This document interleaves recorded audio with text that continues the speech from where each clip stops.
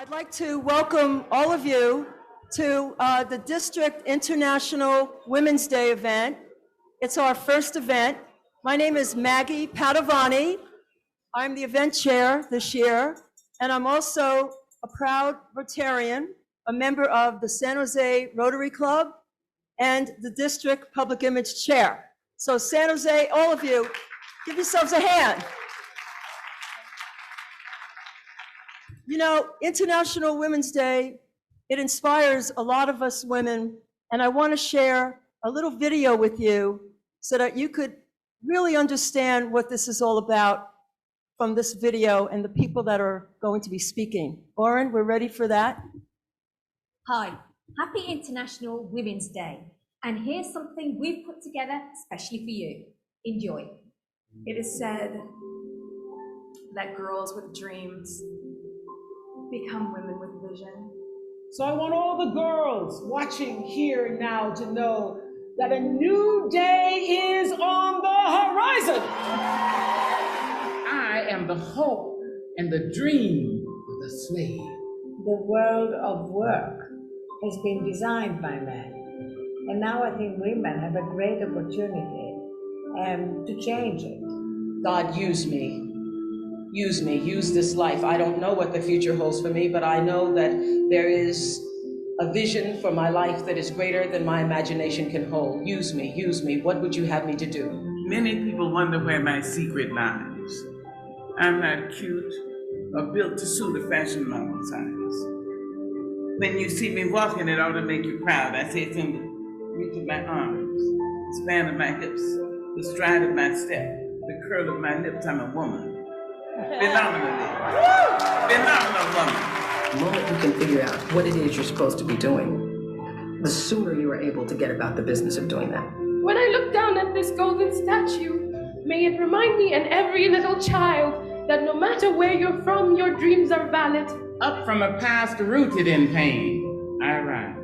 I went on the courts with just a ball and a racket and a hope, and that's all I had. And it's inspiring for all you guys out there that want to do something and want to be the best that you can be and want to do the best that you can do. You just never give up because you never know what can happen. You never know who you can inspire. When that new day finally dawns, it will be because of a lot of magnificent women, many of whom are right here in this room tonight, and some pretty phenomenal men fighting hard to make sure that they become the leaders who take us to the time when nobody ever has to say, me too, again.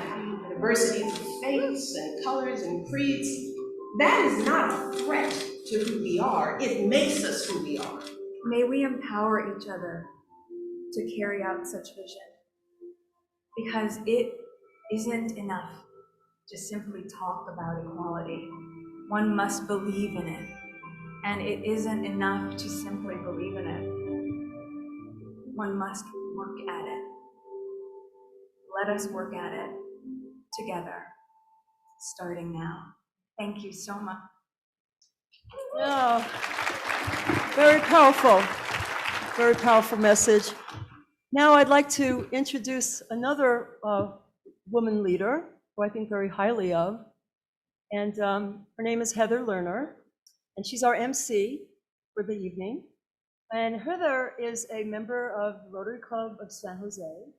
She's also Director of Development for the Silicon Valley Monterey Bay Council, Boy Scouts of America. She has worked for both young and the young at heart through preservation and creation of play spaces, and was a team leader in establishing San Jose's age-friendly city designation. She permanently established quarters for conservation at San Jose's zoo, making every visit a global plot of endangered animal stewardship. She currently serves, and this is very impressive, as the treasurer for the Tupac Amora Shakur Foundation, working alongside the Shakur family in their decades-long pursuit of social justice. With that, please give a warm welcome to Heather Lerner.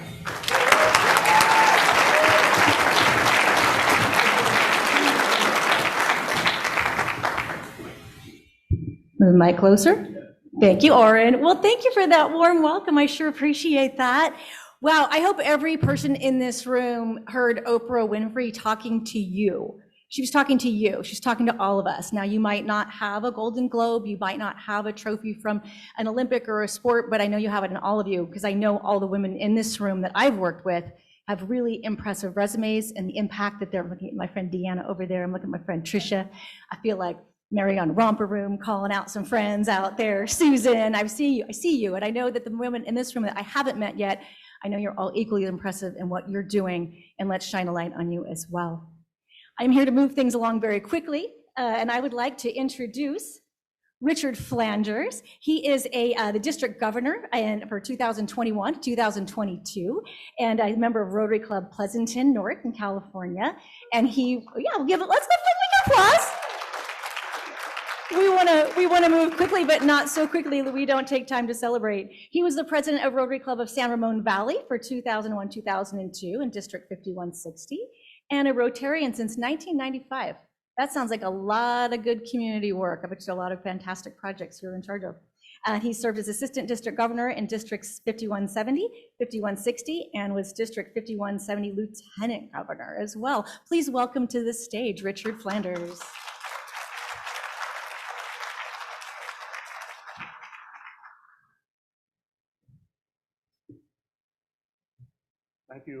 Thank you, Heather. About more than a year ago, Maggie Padovani, Steve Borkenhagen, the president of the San Jose Rotary Club, and I sat down and we were dreaming about having an event celebrating women in Rotary. Now it's a little bit a year later. I'm very happy that our dream come true for this inaugural event of celebrating women in Rotary, and I'm so happy to see so many women in the room today.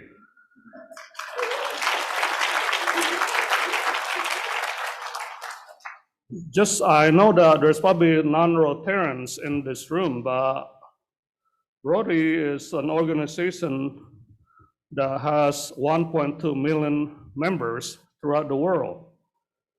1/3 of our members are in Asia, 1/3 are in North America, and 1/3 are in Europe, in Africa, and the Middle East.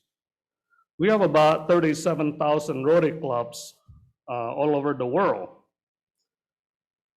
Our district is one of the 530 districts in the Rotary world, and our district is 5170. And we have about 4,000 Rotarians in our district. We have 62 Rotary clubs. Our district stretches from Oakland down to Santa Cruz, Livermore to Palo Alto. And most of the clubs that we have are hybrid because of the pandemic. So most of the clubs have Rotarians meet in person as well as remotely. And there are 5 clubs that meet remotely in our district. As I scan throughout this room, I'm proud to see so many women Rotary leaders in our district. I understand that Carolyn Schatz, she's the first woman district governor in our district from Rotary Club of Alameda, is here tonight. She's back there. And I'm going to be chased by 3 women who will follow me as district governor. Savita Fadianathan, Rotary Club of Cupertino. Former mayor of Cupertino. She will take office on July 1. We have Hang Wei, Rotary Club of Cupertino. She's a member of the Cupertino City Council, and she'll be our district governor in 2 years. Then we have Jill Durick, Rotary Club of Livermore Valley, and she followed me in 3 years. with the way it goes, you may not see another man being district governor for a long time.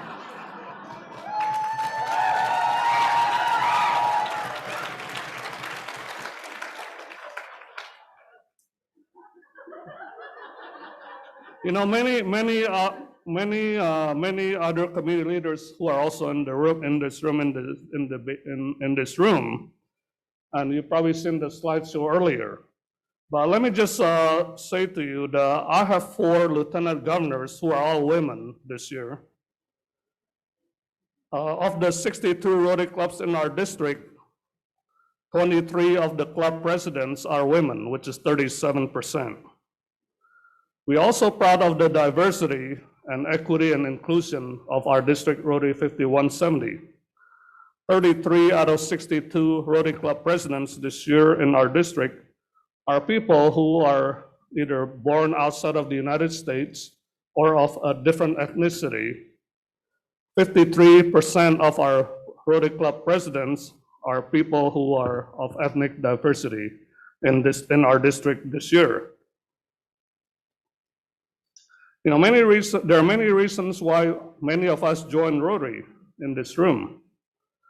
For those who are not in Rotary, you may want to ask us about the opportunity of joining our organization. Some join because they want to make friends.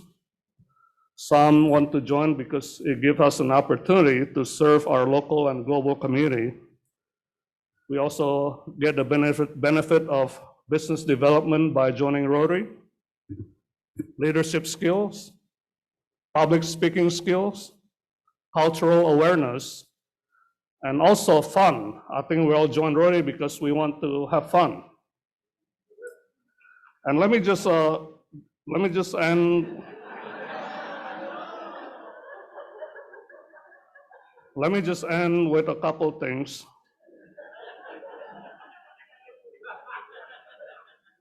You know, our organization, Rotary International motto, our vision statement is, together we see a world where people unite and take action to create lasting change across the globe, in our communities, and in ourselves. If you have the opportunity to join Rotary, you have the opportunity to make change. And I just want to do one last statement here. I just want to say that They're gonna fire me, Richard.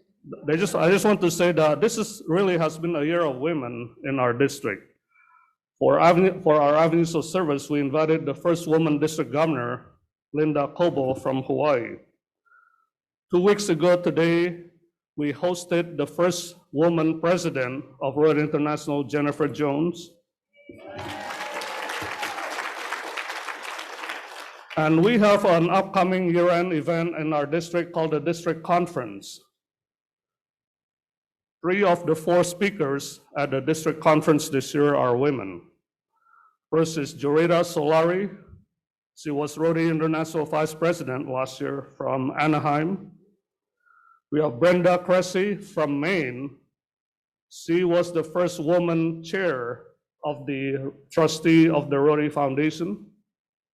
And I just got off the phone on the way here today. I received a call from a woman who is going to represent the president of Rotary International to our district conference. And this woman happened to be the first vice president of Rotary International. She's from Columbia, South Carolina. Her name is Ann Matthews. So we want to invite all of you to attend the district conference because 3/4 of the speakers are all women. Thank you.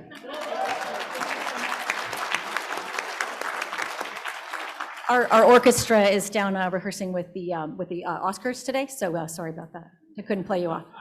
So thank you. We have a video that we're going to queue up for you that's going to show you some, not just tell you, but show you the great work that Rotary does.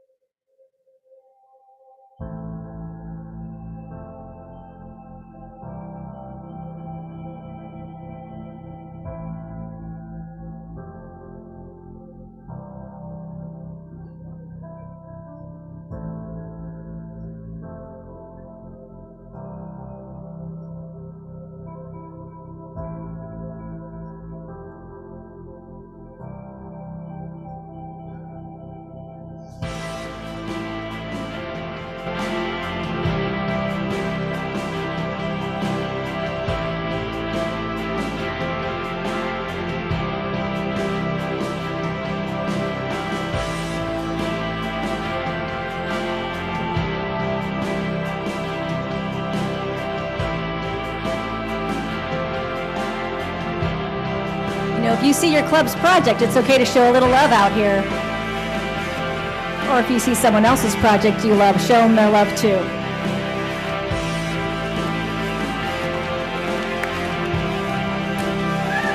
There's that van.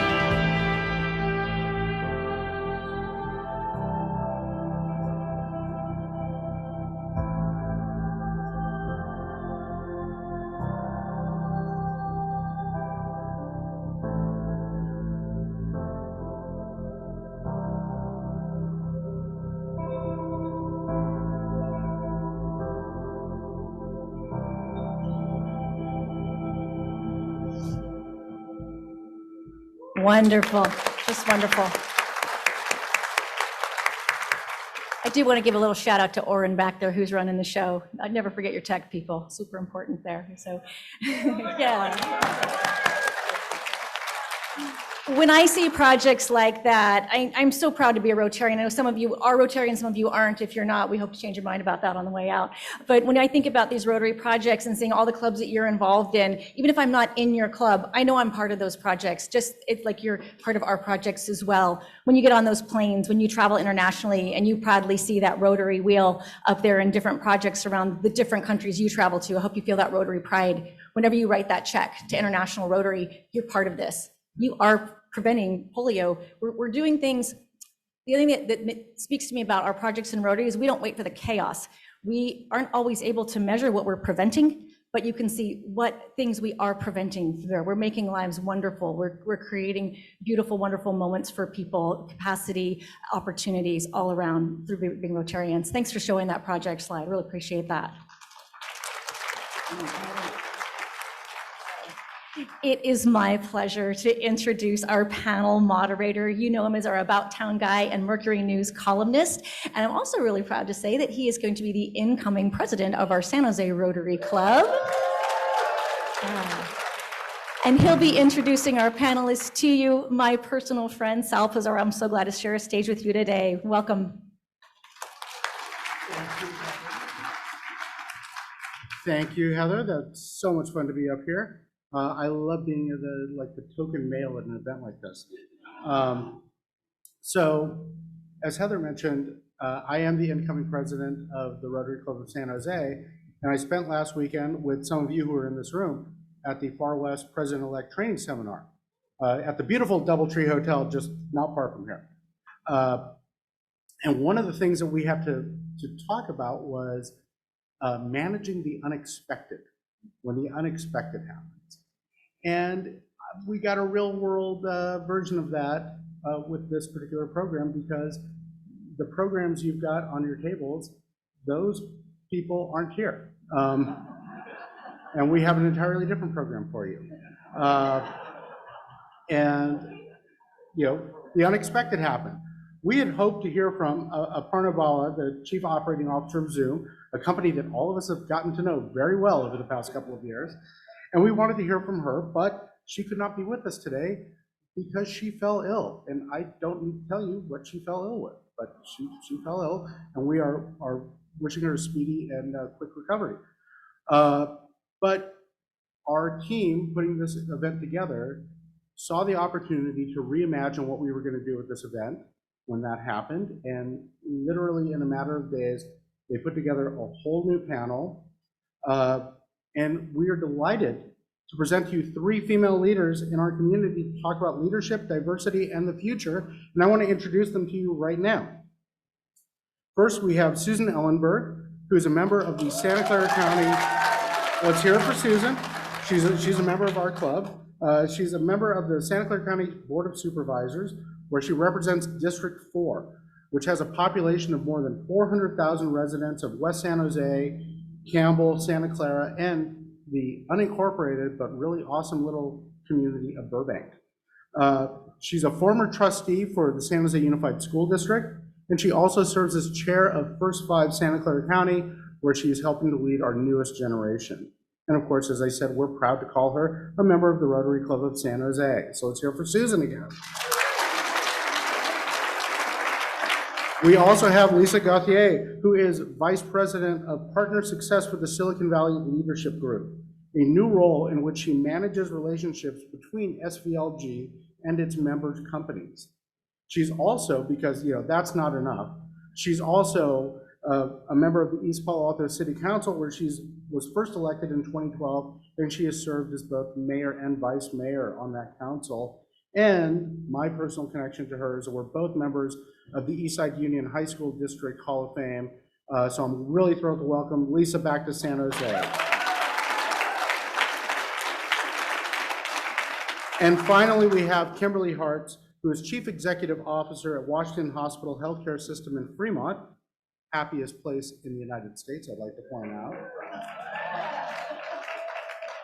where she has served in numerous leadership positions since joining that Washington Hospital in 1994.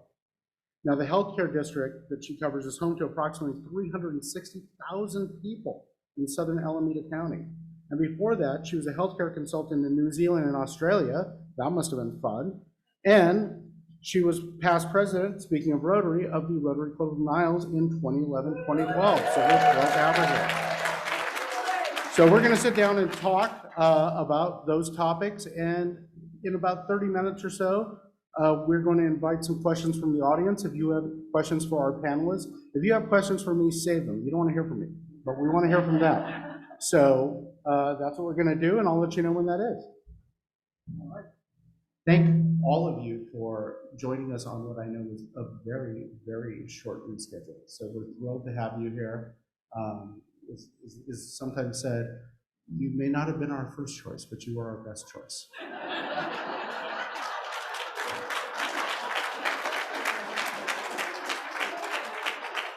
And like, with that Bay Area spirit, you all stepped up, and we love that for that.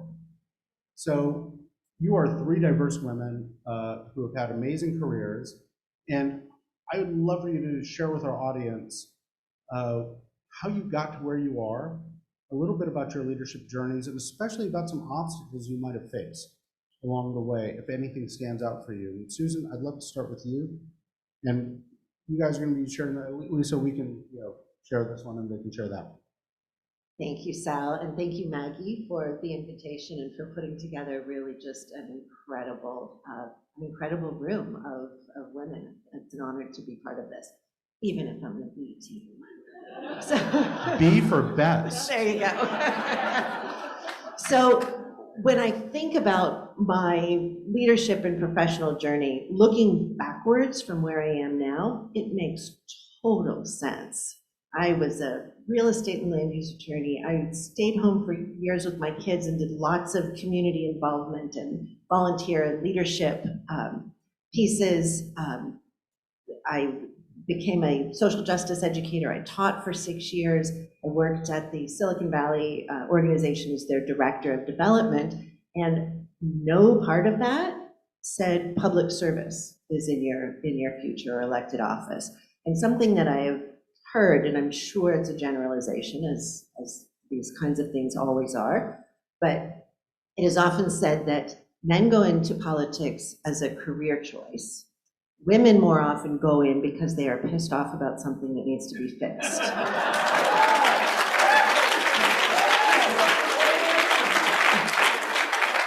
So that was my journey. I found myself at Lincoln High School, where my youngest child was a freshman.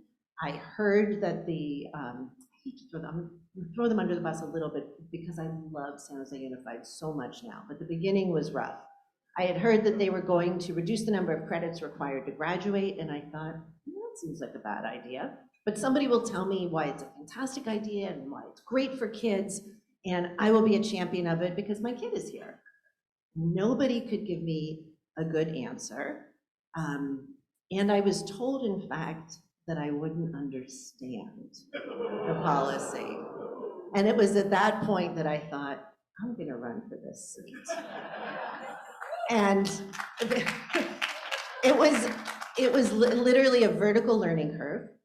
I had supported lots of candidates, but had again, never thought of running for myself. Learned a lot, had the wisdom to listen to people who had done this before, won that seat, and it changed the trajectory of my life. This is a third career piece. I found being on the school board to be so incredibly rewarding, and only moved on from that because I saw the kids were still struggling.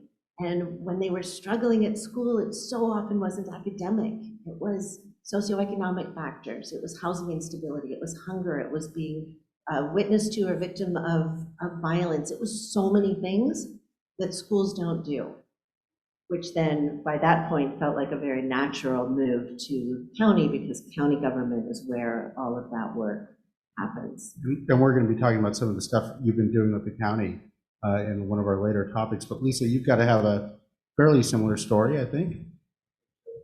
Sure. So for me, when it comes, and I wear multiple hats many times, so I'm always walking in the room like, which hat am I sporting today? So I can go to being an elected official, when it came to being, I never dreamt this. I was like, there was no way I wanted to do this, yuck, no. And after being asked several times to run, my daughter was home from college at one point, and she heard somebody ask me to run for office, and I said no. Being my daughter, she waited till she got me alone, and she said, Mom, if you're not at the table making decisions, someone else will be making decisions for you, and I trust you, you can do it. And how could I tell my daughter no? Right? So we ran, not knowing what would happen, and I was elected to office. I'm now on my third term in office, and I'm enjoying it. You asked about some of the challenges. So I came up when I was working in my career, I didn't need a degree, and I worked in a venture capital firm for 9 years. And when that company moved to Boston, I couldn't find a job here because I didn't have my bachelor's degree, right? So with all of that experience, there were organizations who wouldn't hire me. So you know what I did? I went back to school in 2019. I earned my bachelor's degree as a mom, as a council member, working a job. I think it's never too late to go back to school. It's never too late to learn. We're constantly learning. And if I'm going to tell children to do it, I have to do it. Fast forward, I'm now with the Silicon Valley Leadership Group as their vice president of partner success, where I work with many of our member companies, just formulating those relationships. Susan, I get to work with Susan and many others in the county. So I'm really excited. And to the Rotary, you go up to Palo Alto. I'm in East Palo Alto, and I do work with our East Palo Alto Rotary. I just haven't become a member because I think I volunteer all the time, but I think I need to change that. I'd be remiss if I didn't say you do. And East Palo Alto's got a great club. So And Kimberly, can you tell us a little bit about? Yeah, you know, I would never have imagined myself sitting here today all those years ago. I'm one of those ones that graduated from college and had no idea what I was going to do. And, you know, I look back and I have 2 daughters and they're like, okay, this is what I'm doing. This is my next step. And I had no idea. And I think it's sad sometimes that we put it to, you know, the girls, what are you going to do next? What is your next? And I have to say, I had no idea. So I graduated from Stanford and, you know, everybody was going into management consulting. And I couldn't do it. That wasn't what I wanted. So I started to work for some small firm and that wasn't gonna, it wasn't floating my boat. So I said, I quit. And let me just say what my parents said to me after that. But that was not a good discussion when I said that. And so it was sort of like, what are you gonna do? I said, I don't know. And I worked in some political campaigns that for a little bit, but didn't really feel like that was where I wanted to be. I decided to go back to get my graduate degree, and I went to England. And that was a challenge into itself because I was one of 2 women in the program with a lot of male professors that didn't feel that we could really contribute to the conversation. So I spent a lot of time raising my hand and kind of not getting called on, but I went up at once and I talked to him and I said, you know what, I have something to say. And he just looked at me and turned away. But the next day he did call on me. And, you know, and for me, it's those little things. It didn't change everything. Things weren't great still, but it was a little bit that I said something. So fast forward a little bit, you asked about New Zealand, Australia. I met somebody who was at the program and that invited me to go work in the healthcare system in New Zealand. So I had no idea where New Zealand was. I knew it was near Australia, but that was about it. So I went and worked in New Zealand in healthcare and finally found some fulfillment. And I figured out what was missing in some of my other jobs is that I really didn't feel that it was fulfilling. So I was in Australia, I was in New Zealand and then Australia. And then I grew up around here and I had a mother who was worried that I was going to marry a Kiwi and never come home. So she said to me, you know, come home. And I said, I need a job. So I took the book of lists. Those of you looking, I took the book of lists. I gave her my CV and a cover letter. And I said, if you could find a job for me, if you send that out, I'll come home. And it landed on the desk of Nancy Farber at Washington Hospital.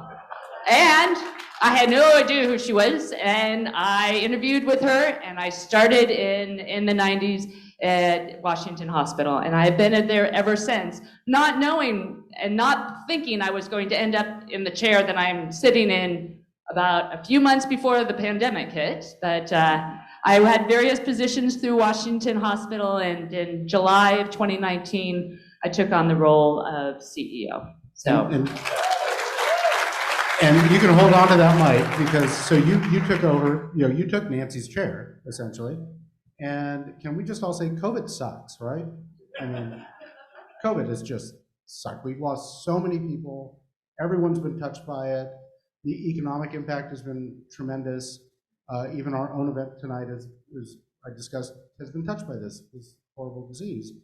But I would like to know, you know, how COVID sucked for all of you, basically. So let me count the ways. How long do we have tonight? As long as you need. Just tell me to stop, okay? So as I said, I took over in July of 2019, a new CEO. Throughout the healthcare system, they knew me, but, did not know whether or not how that was going to, how I would lead an organization. And then in February of 2020, I think we all know, the COVID hit. And it started with, we had a family that came into our emergency room and the county called us and said, we think that they have COVID. They came from China. And we were sort of, and nobody knew what to, we're sort of like, what do we do? And, we came together as a lot of diverse groups of people throughout our healthcare system and had to sit down and figure this out. I mean, there was no playbook at all, as we all know. And it was probably one of the most scariest and challenging things I've had to face in my lifetime and in my career. And, here I am, a new CEO. I've been at Washington Hospital, but have never encountered this. And then as the Bay Area started to shut down and everybody started to work in terms of in the healthcare system, if you remember, they shut down all of our surgeries. We had no revenue coming into the hospital. We had to figure out what to do with over 2,000 staff people. But most of all, we're an independent community hospital. We're licensed for about 400 beds, and we had to figure it out ourselves in terms of what to do. And it was a huge challenge, as we all know. We had to sit down and we were seeing what was going on in New York. You remember those things started in New York. And I'll never forget, one of the physicians came to me and we were having some of the news playing in the background. He's like, that is what's gonna happen here. And I just said, stop. We have to make our own future. We have to figure out how to do this. And what, we put together, yes, we had to put together our team. And so what I learned, some of the big things that I learned was that we had to put together a diverse group of people. Nobody had all the right answers. And we had people who challenged us and people who didn't think we were doing the right thing, but we had to bring all those voices to the table in order to figure this out. And we didn't make all the right choices. And the other piece that I learned is you had to go and talk to the staff. I spent a lot of time walking the halls and listening because we put policies in place about what types of masks to wear and how long you had to wear them. And some of the things that we bought, some of the supplies, they weren't working. And we had to go listen. We bought these masks and I went and talked to some of the therapists and said, what's going on? And they said, we don't trust them. We don't trust how you clean them. And so some of the policies that we made, we had to go and talk to the staff to figure out really, does it work or does it not work? And those were some of the biggest challenges. Our staff came to work every day, day in and day out, and everybody was scared because they didn't know whether or not what they were taking care of in terms of the patients that they were going to bring home to their family members. This was the beginning. I know that I walked the halls, and I know some of my kids' friends wouldn't come over afterwards, even though they're not supposed to, but in terms of that, because they were worried about what their mom was doing. And that hurt my daughters. Okay, so now, Susan, I know you had to deal with all that on a somewhat even bigger scale at the county level, but you had a couple of other women helping out in Santa Clara County who are really leading the charge with you. So talk about the county experience. We did. I'll share just quickly both the micro and the macro. Our kids are out of the house. We were kind of at the beginning of empty nesting. We had agreed to participate in the Catholic Charities house sharing program to welcome a college student into our house in February. We were working full time. She was a college student, had 2 jobs. We were really going to sort of pass in the night. And then we were all home all the time. So that was just kind of an added piece that was happening behind the scenes for us. When Dr. Cody announced the first shelter in place, I heard words that I had never heard before: social distancing, also shelter in place, this new variant, and it escalated so quickly. And I had 2 contrary reactions every single morning. One was just sort of this heaviness of what was happening in the world. And the other was this incredible energy of, I had something useful to do every single day. And that was a tremendous driving factor. Dr. Cody was under enormous pressure, and that woman has been a goddess. She has been vilified. She has all over the place. And what she has endured in leading our county to the highest percentage of vaccinations of any large city in the United States was tremendous. We moved so quickly on getting personal protective equipment out to hospitals, on getting testing supplies, setting up testing sites all over the county. We've got 200, the county has 22,000 employees. We deployed over half of them as disaster service workers. We had people everywhere. And this effort obviously wasn't perfect. More than 2,000 people in our county lost their lives to COVID, but it was nonetheless heroic. And as a supervisor, interestingly, I had no direction over Dr. Cody, which was the source of real irritation to some folks who were not happy with her direction. Why aren't you firing her? I had people protesting at my house, at a farmer's market when those opened again. So despite the fact that overwhelmingly our county residents really came together and supported each other and supported the policies, there was an undercurrent group that I had to confront and deal with and listen to fairly regularly. And that part still hasn't disappeared, which is interesting despite the fact that the mandates are going away. But it's been where her role was to make the public health orders. My role was to look at policies that would minimize the economic and ancillary, what is that called? Side effects. The impacts. Yeah. Right, the unintended consequences of shutting everything down. And childcare was the very first thing we did. When the schools closed down and childcare facilities shut down, the economy came to a screeching halt. And setting up within 6 days emergency childcare for all of our essential workers, I think made all of the difference. And well, I'm happy to talk more about any of that. I think we've all heard been a year. stories. Lisa, what were the challenges for you in East Palo Alto? Sure. So for East Palo Alto, a small underserved community, the first thing we had to think about was vaccine equity and making sure that the vaccines were going to be available to our residents who were frontline workers, who are the nannies, the ones who are working and making sure everybody else's life was continuing. And then we had to also look at those who were let off work, who were undocumented and unable to pay rent. Like, how are we going to help those individuals as well? There's a food desert. People don't know what they're going to eat. So I joined with the Boys and Girls Club, and they provided hot meals 5 days a week to the community, where you just had to drive up, tell them how many meals you wanted, and then you got the meals so that your families were going to be fed and taken care of. If you go back to COVID, at that very time, we also had the wildfires, where ash was raining from the sky at that very same time. George Floyd was murdered during COVID, where everybody was watching, which is the birth of Black Lives Matter. So there are so many things that were happening there that we're still dealing with.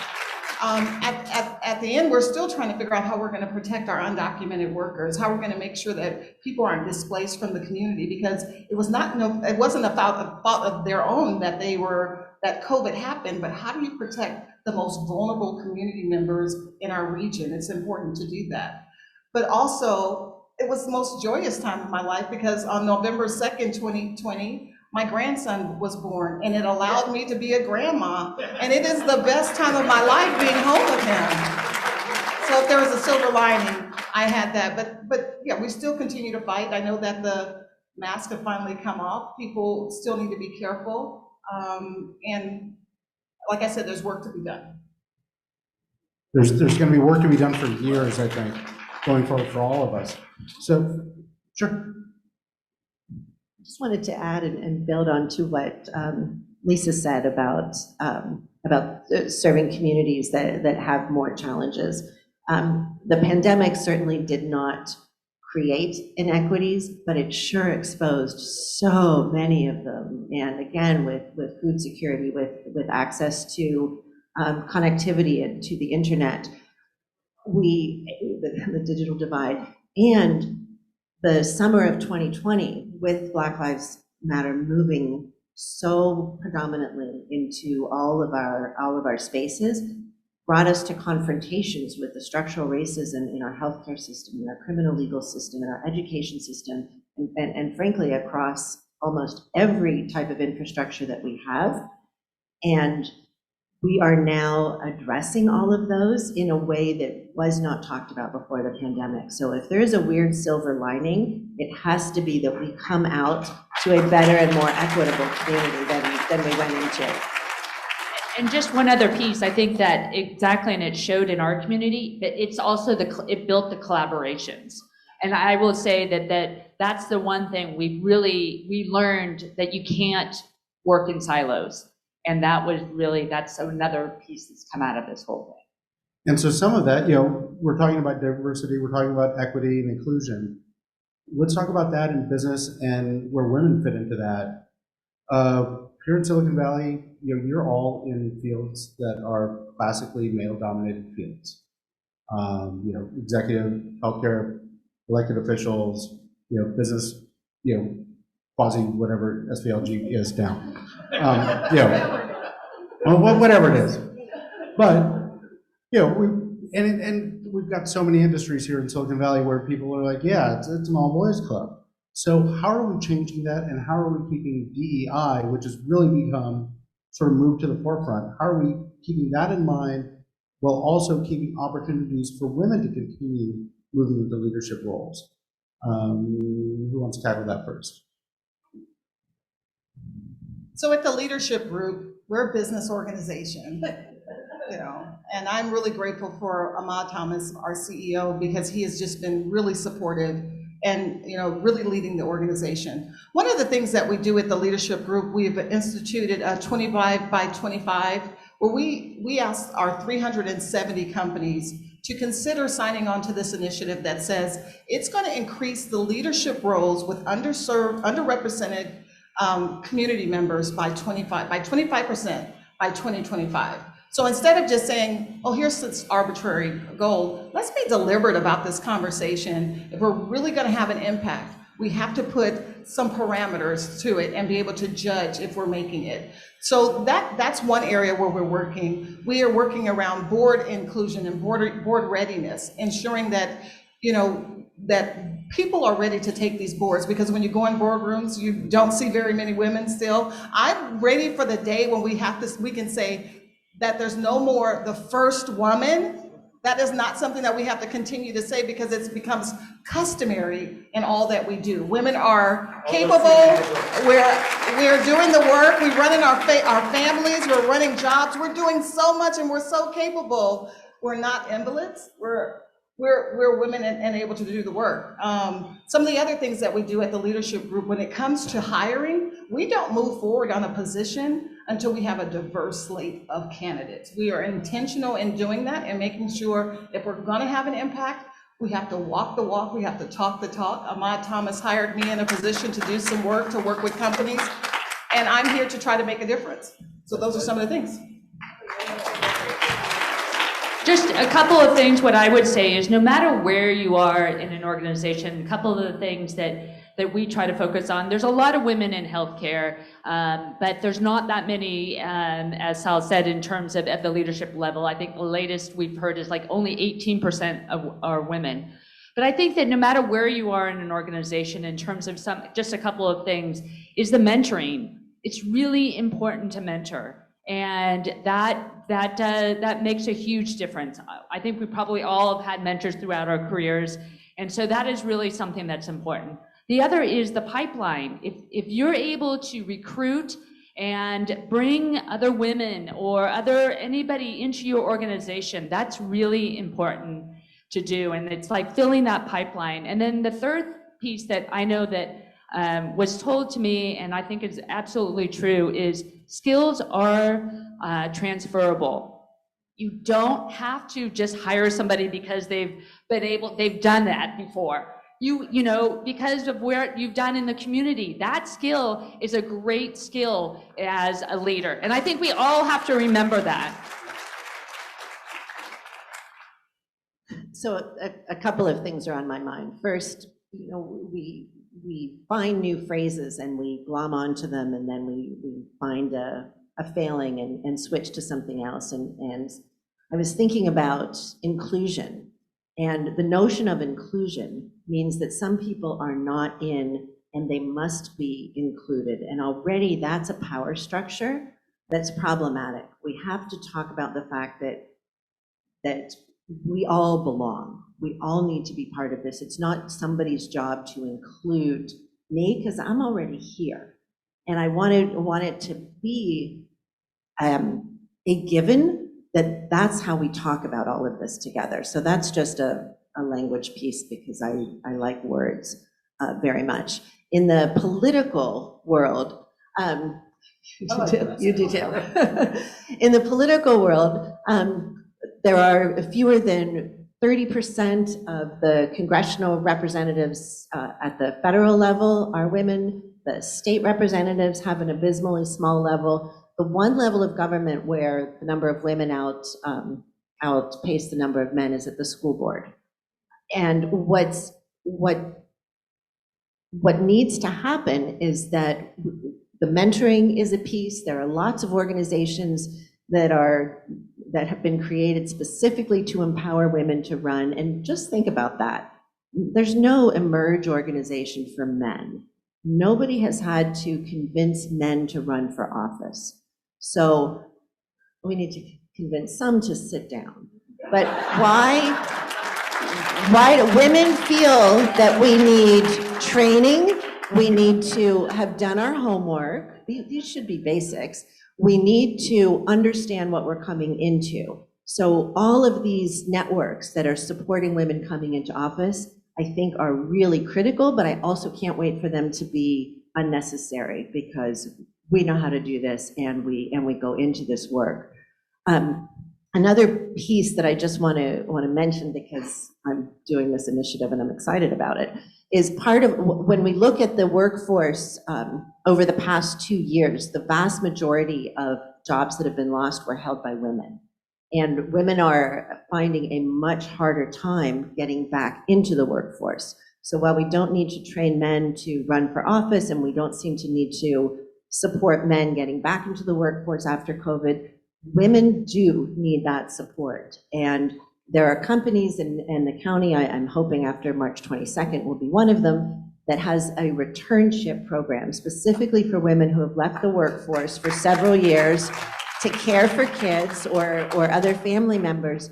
And at every level of professionalism, women are reporting that they find it so hard to come back. And exactly what you just said, that volunteer experience, that being a manager of your household and a chauffeur and a financial professional and a tutor, all of those pieces help women professionally, but they very often don't get the chance. So with some good hope and 2 more votes, I'm hoping that our county is going to join these other businesses. You know, feel free to call your supervisors. That we will join the ranks. We're the 3rd largest employer in Santa Clara County. It makes a difference. If we can be working to bring women back into the workforce, every business should be doing it. Yeah, that was, Susan, thank you so much. And what we have to think about, removing those barriers to success for women. When women are trying to go to work and they're trying to figure out what they're going to do with their children, and you want them to work later, what the COVID has taught us that we can work from home. And it is possible to allow individuals to do the work and still take care of their children. Women shouldn't have to decide if they're going to work or take care of their children. We're capable of doing both, and the system should support that. Okay, I think you might have some questions. Heather, do you want to see if anyone has questions out there? Raise your hand. Heather will come to you with the mic. Right up front there. I chose the woman first, sorry, it's kind of a thing here today and forever. Hi, I think it was so great to hear three beautiful women talk about their amazing experiences.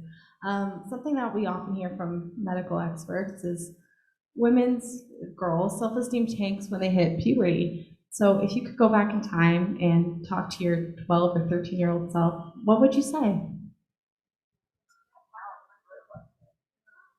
That was a beautiful question. Do you need an extra mic? I've got an extra mic here. I will take that. So I grew up in a household where, you know, at the time when my mother would always say, women should be seen and not heard. So I would erase that and let Lisa know that she could do anything that she set her mind to. There were no limits to me. I could do, and to really just not put the limitations on possibilities and things, and just believe in myself. So when I walk in the room, I know I'm there and I have a purpose.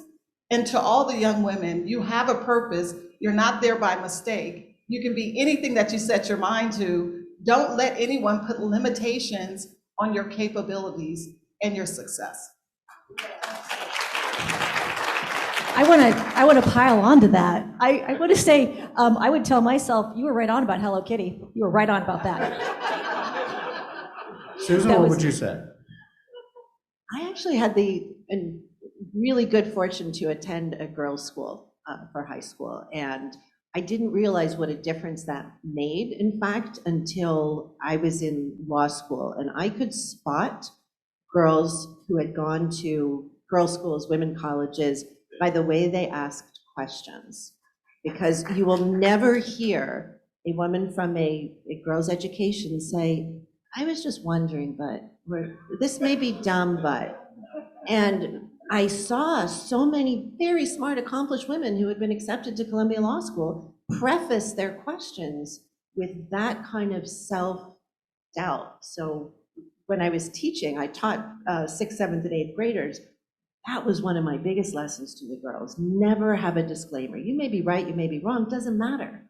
You're here to learn, and you ask that question with confidence, and you grow and learn from that. And so I feel like that's one of the most important things that I've taught 11, 12, and 13-year-old girls, and I am very fortunate that somehow I was able to absorb that from my education. It's the whole stop saying I'm sorry, you know? Oh my God, yes. I'm sorry, but.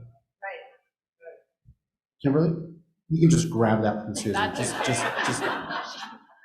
You know, I had a mom that really was ahead of her time, I think. And I didn't realize, I was embarrassed sometimes by what she did, in the sense that she used to walk through an area that was supposed to be for men only. And she'd walk through and she'd say, you're coming with me. And I'm like, And she would do that. And the next time we would go and we'd sit down, because she said, this is not right. And at that time, I was embarrassed. But now I'm proud. And I understand what those little steps that she did truly also gave me the strength later on to do those steps. But at the time, I have to say, I was embarrassed to be dragged through this area that was not to be for women. So you would say, don't be embarrassed by that. Be proud of it. Do we have another question out there, We Heather? sure do. We sure do. I have to do the equality thing here. Hi there, panelists. Thank you so much for this marvelous panel. I had a question because a number of us work in international global grants, which is Rotary's scalable, large, sustainable, measurable kind of a thing. And a prerequisite is to do a community needs assessment. And I wondered if you had advice and counsel for us when we're working on community needs assessments to make sure that women's voices are heard in those assessments. I'm thinking about the book by Cheryl Wu Dunn and Nicholas Kristof called The Other Half the Sky. And it's unfortunate that the key words in that book description are sex trafficking, maternal mortality, genital mutilation, sexual violence, microfinance, and girls' education. So we'd appreciate your counsel. Okay. The county has done needs assessments on different groups for health purposes generally, and I think the most important piece is to have representatives from the community that you're trying to assess be part of designing the survey and the study, what the questions are going to be. It's important that the language,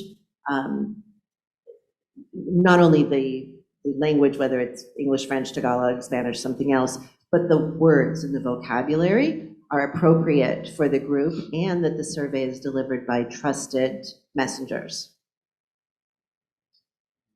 No, I would agree the same thing. When we're dealing with community members, we have to make sure that the language is there. We're having meetings during times when it's convenient for the community. We're removing barriers. So if you're meeting with the community, meet and offer food. Meet and have childcare there so that women can be at the table and participate. Those are the things that are important.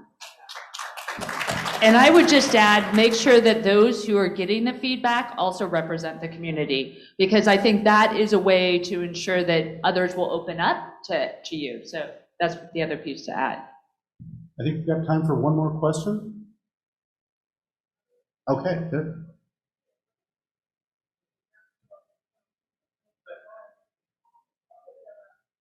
Here. Thank you so much.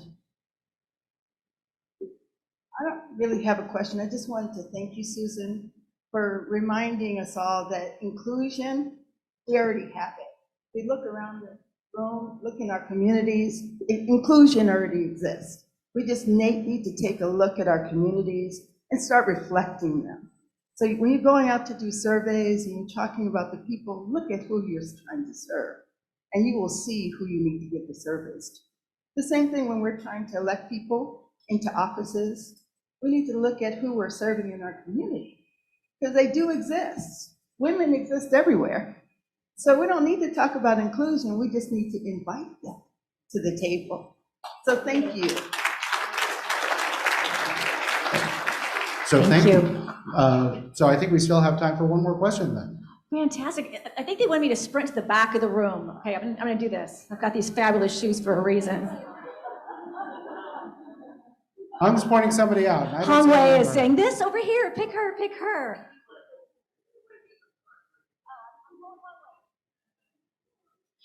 Well, thank you to our amazing panel, and EPA represents. So I want to say, so I was part of the leadership group that gathered in the early days of COVID, and we launched end of the month rent, and I was so glad to be able to serve EPA. And one of the things that we realized through that project and all the other boots on the ground project that I've really have been privileged to do in the community in this pandemic is that with the first of the month campaign, a lot of the owners were a specific group of people. And then, as we've heard earlier, a lot of those that lost their jobs were really those at the bottom. And the gap made it so that community leaders like ourselves were kind of left in between, where we couldn't help the house owner. He's like, I can't give them free rent because blah, blah, blah, blah, blah. And there was no really in between. And now we are not at the other end of the pandemic, unfortunately, as much as we all want to be. So all of these people in between, how do we make sure that we're still thinking about them in terms of like the workplace and the companies that they're in when we're not seeing these people? How can we fill in the gap? And the next thing I was going to add about hearing from the community is really make sure that the surveys that we're doing is delivered in a way. One of the things we found out in the beginning of COVID with the RV dwellers was that the school district were sending emails to parents. And so the parents who didn't have access to email, they didn't get communicated with. So if your community that you're trying to survey talks to people, then go and talk to them.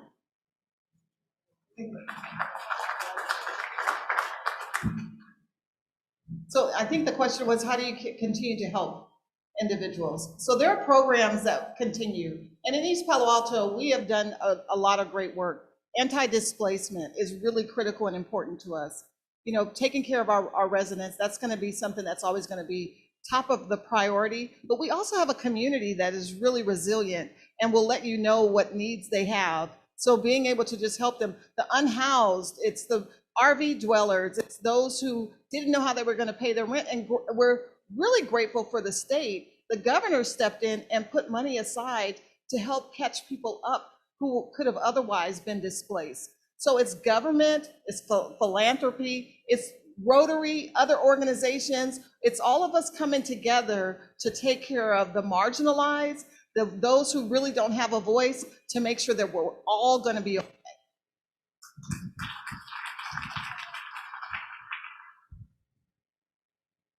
The rental issue was one of the biggest. Our community, over the last 6 years, since the passage of Measure A, has housed more than 6,000 people, and yet there are more unhoused people today than there were then. So it looks as though, to some extent, have we done anything? We haven't fixed this problem yet. One of the challenges is that people fall into homelessness faster than we can get them out. And that is a huge worry with the evictions ending, with the eviction moratorium is ending, with people not being able to get back to work. The governor's money is there. It's a little bit slow getting out. Philanthropy has played a huge role, but I think preventing more people from falling into homelessness has got to be well, I've got so many very biggest priorities, but that's really critical because it leads to so many other social detriments to health. And I guess just and it's a little bit off of the question, but just from the healthcare perspective, we can't, as an organization, expect people to come to us. We have to go to them. And I think that's what we learned through this pandemic, that the people that we really needed to vaccinate were out in the community, the homeless, or those who didn't have the transportation to come to our vaccination sites. So we had to go to, whether it's where they go to their faith places of worship or whatever it was, we've got to do better to go out into our communities and partner with bringing them food or whatever else is needed. But I just feel like we didn't do that very well before. And now we've seen we have to do that in order to truly make a difference. And lastly, dealing with the mental health. We have individuals who are unhoused, and we're not really dealing with the mental health issue. When you have wraparound services and somebody refuses to take those services, should they be allowed just to stay on the street, or what's the solution to that issue? Because that's one of the larger issues as well. And the drug use. We really need to put some resources behind the issues that are causing the unhoused problem in our county and in the state. I was gonna say, we're rolling now. Now we're just rolling. And I think we've got one last question from Gabrielle. Hi. I'm a first-generation immigrant, and when I was in high school, and I know it's still happening today, is that I watched the other people's parents helping their child into the careers that they were interested in. They were able to introduce them to friends who were architects or fire people or whatever, whereas my immigrant parents didn't even speak English, and they didn't even know anyone to introduce me to anyone. And so I feel as if I'm such a late bloomer because I didn't have that early help. And I wonder how Rotary and elected officials can bring job fairs or something to schools so that children can meet people that can help them. It's almost as if we all have to be the extended family for people who don't have the resources that the dominant culture always has had and has taken for granted. I think she gave some answers there herself, but. I'm going to say it's better late than never. As long as you're blooming, keep blooming, you're fine. That's important. But at the leadership group, you're so right. When you think about STEM careers and careers for young women and underrepresented communities, oftentimes you can't be what you can't see. So if we're not exposing our youth to opportunities and showing them that there are people who look like them in different jobs, doctors, engineers, we have to expose them. So at the Silicon Valley Leadership Group, we do something for our middle school kids. It is a Young Leaders Forum. It goes 2 days where we wrap them around and give them some mentorship. And we expose them to those careers that they wouldn't otherwise have access to, because we know if we can get them by middle school, perhaps when they get into high school, they'll start thinking about what that career is going to look like and what they need to do for high school. And then they're more likely to go into a STEM career or a career that's going to pay them a living wage that will allow them to stay in the community. Yes, there's more work to be done, and we need to do it on the ground level, local level, to make sure that people have access and know what those jobs look like. Mentorship, internships, and the internships have to be paid, or you only get the kids who, or the young people who are in a privileged enough position to be able to take that super cool internship without any money for 6 months. So we run at the county an intern and learn program. Almost every department at the county has paid internships. I think that's a really big piece. I'm going to do a full circle, because the San Jose Unified Policy to reduce the number of credits required to graduate was, in theory, to give kids more time to pursue internships and work opportunities, which would have been awesome had they existed.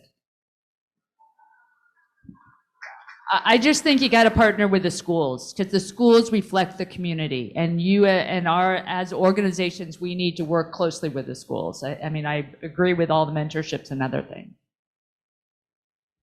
Okay, see, that flew by. Oh, Octavia. Oh, I didn't do my job. I didn't do my job. I need the orchestra again. Well, I have to say thank you to all the women. Thank you so much, especially Susan.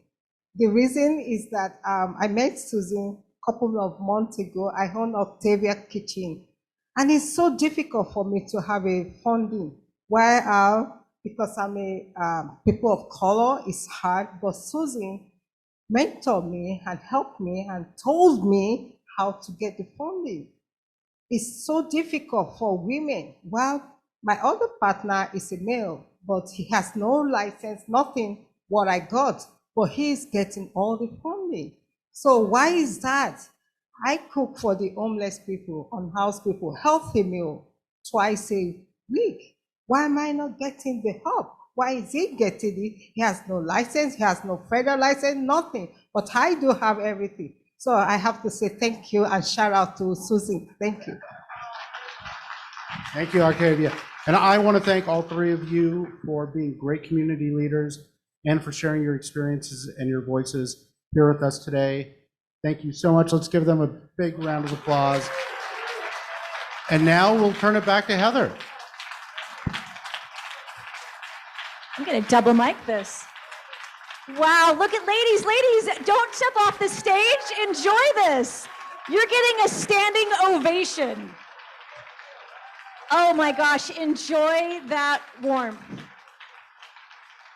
What a fantastic audience. Thank you so much. You can't hurry off the stage for a standing O, guys. That was beautiful. Thank you. Now I am changing microphone. This one's better. This one's better. So, all right. We've got our media partner that we would like to thank today, the Silicon Valley Business Journal. I know they've already got a shout out from someone who used their book of lists and got a job. So we know that they're actually working for us. So thank you, Silicon Valley Business Journal. Awesome. Thank you. And personal friend, Bert George with Joseph George Wines. Where is Bert? Where's Bert? Where is he? I see him. He's got to be, did he skedaddle? Anyway, thank you so much, Bert. You take such wonderful, good care of us. I really appreciate that. All right, we'll be sticking around for that. Now, I would like to bring up Hong Wei, because we're going to be doing, don't forget your little tickets, your little green tickets. Grab your little green tickets, please.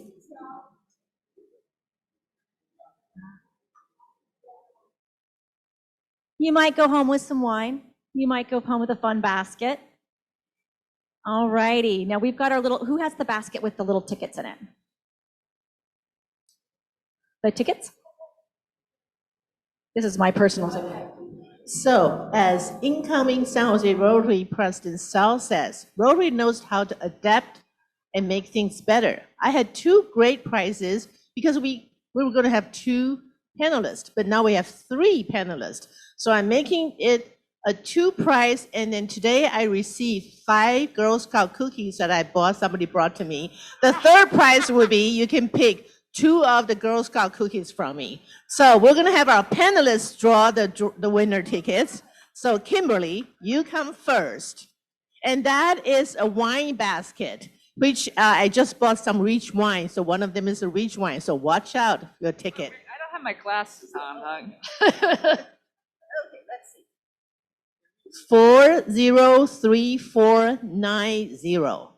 403490. Woo-hoo, come on up. Okay, and Lisa? Alrighty. Basket, which has all cool things to keep your beer cool, keep your coffee cool, keep your wine cool, and then the winner is 403134. 403134. Come on, get us some fun. Come on up. Oh, that's one of my young professionals I brought, and who's not a Rotarian yet, and now she might have to join Rotary. Now she has a cool basket. And now, come to pick up on my basket bag of Girl Scout cookies. You can pick 2. If you really like it, you can pick 3. Okay, and that's what pivoting. Rotary is making things better. We have Susan for Girl Scout cookie drawings. Come on, Susan. Somebody likes sweets. Okay. 403133. 403133.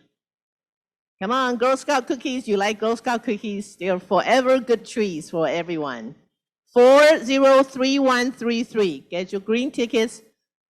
Alrighty, we have a winner there. So come look for me. All right, thank you. And then the booth is open. Remain and let's network and have fun and join Rotary and join People of Action.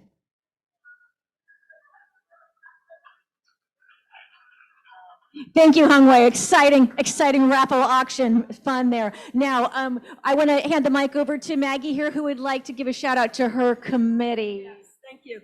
I want to give a big shout out. You know, it takes a village to put on an event like this, and a lot of people were involved, but I want to give a shout out to, hello, Ed Correa, my co-chair. Ed, what a great job he did. And Dana Stern, who worked with Party Helpers. Dana, okay, Dana Stern. And Oren Mahoney, who put together the Women in Leadership slides, working with us on the program. And I also want to thank Brenda Sweeney for helping with the financials and budgets and lots of good comments. Thank you. Thank you, Brenda. And all the volunteers, the project participants, the project leads, thank you. Thank you for coming. And lastly, all the volunteers, please stand if you volunteered for this event. Please stand up and we'll give you a big hand. Please do. All of you. All of you. Thank you. Thank you very much. Now I'm going to turn it over back to Heather to close it up. All right. Thank you so much. Beautiful, Maggie. And thank you for your leadership. It's been so fun to get to know you on this project. Maggie. All righty. All right. We're going to close this out here. Please stick around. We're going to be open until 7 o'clock to check out these great projects that are going on. A lot of them do have chocolate. I'm just saying you don't need that, but you might want that. But please check out the projects. And then, of course, we hope that we've been inspiring you to consider joining Rotary in membership. We have an information table in the back over there in the lobby, and we hope you'll stop by and ask a few questions. Of course, any of us Rotarians, we'd be happy to answer any questions you have as well. Thank you so much. Have safe travels. Stay and mingle.